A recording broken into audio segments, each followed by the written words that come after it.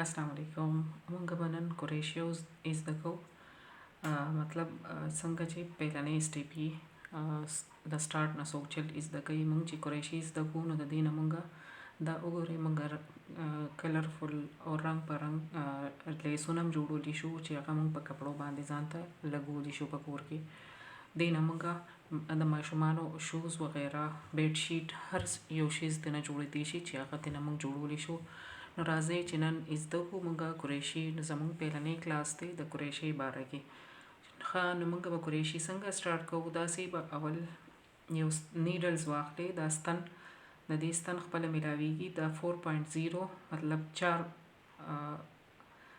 سانتي میټر کې یو 3 سانتي میټر کې دا یو سایډ غټ دی او دا یو وړوکی دی. نو دا مونږ ته د خپل وړۍ مطابق میلاویدی شي. تاسو چې څومره سایز کې وړۍ میلاویږي، یو نری وړۍ یو غټه وړۍ وي. دا مونږ سره اوس درمیانه سایز کې وړۍ ده. مطلب دې ته مونږ 3 یا 4 پلای وړۍ ویلی شو. لکه مطلب دا نری ده نو دا د 4 سانتي میټر ستنې دپاره بالکل صحیح ده. نو راځئ چې مونږ پیلنی سټیپ سټارټ کوو د کروشیا. پیلنی سټیپ به مونږ څنګه سټارټ کوو. داسې به پیله مونږ داسې ول ورکو او دې نه به مونږ سټارټ کوو. پیلنی سټیپ چې کوم دی نو هغې ته مونږ ویلی شو صرف زنځیرې. نو دا زنځیرې مطلب چین به مونږ سټارټ کوو. دا پیلنی سټیپ دی د کروشیا. داسې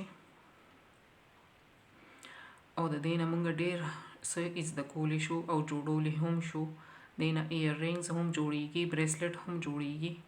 څنګه چې ستاسو مرضي ده چې څنګه ګلونه زده کې، هر رنګه هر قسمه ګلونه هم ترې جوړېدی شي چې هغه تاسو کپړو باندې هم لګولی شئ. ځان له بریسلیټ، جولریز وغیره هر یو شي دنه جوړېدی شي. بیډ شیټ شو، سویټرز وغیره شو، هر یو شي دنه جوړېدی شو. ټیک شو. نو زموږ دا پیلنی ویډیو ده. نو دا تاسو غور سره وګورئ. که ستاسو خوښه شي نو زه به تاسو ته نور ډیزاینونه وغیره هر څه ټول ښایمه.